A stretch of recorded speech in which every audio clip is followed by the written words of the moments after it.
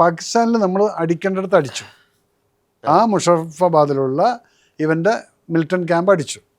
ബാക്കി അവരുടെ ഒരു ബോംബ് പോലും നമ്മുടെ ഇങ്ങോട്ട് എല്ലാം എയറിലാണ് നമ്മൾ ന്യൂട്രലൈസ് ചെയ്തിരിക്കുന്നത്. അതിനകത്ത് ഡ്രോണും മിസൈൽസും എല്ലാം യൂസ് ചെയ്തിട്ടുണ്ട്. സോ ബോർഡർ ക്രോസ് ഇന്നത്തെ യുദ്ധം അതാണെന്നുള്ളത് നമ്മളെ കാണിച്ചു തന്നു. ഇനി ആൾക്കാർ ക്രോസ് ചെയ്യേണ്ട ആവശ്യം വരുന്നില്ല.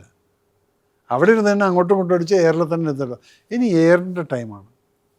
മിസൈലുകളാണെങ്കിൽ ശരി, ഇപ്പോൾ ബ്രഹ്മോസാണ്, ഏതാണെങ്കിലും ശരി, ഇത് എയറിൽ അതിനെ ന്യൂട്രലൈസ് ചെയ്യാതെ ഈ ബ്രഹ്മോസ് പോയിട്ട് പാകിസ്ഥാനിൽ പോയി വീണപ്പോഴാണ് അവർ സീസ് ഫയർ പറഞ്ഞത്. അവരുടെ റഡാറിൽ പിടിക്കാൻ പറ്റാതെ ബ്രഹ്മോസ് രാവൽപിണ്ടിക്ക് അപ്പുറത്ത് പോയി വീണപ്പം അപ്പോഴാണ് അവർ സീസ് ഫയറിനെ റിക്വസ്റ്റ് ചെയ്തത് 3-ാം ദിവസം. കാരണം അതിൻ്റെ 12-24 കിലോമീറ്റർ അപ്പുറത്തായിരുന്നു ഇവരുടെ ന്യൂക്ലിയർ പ്ലാന്റ്.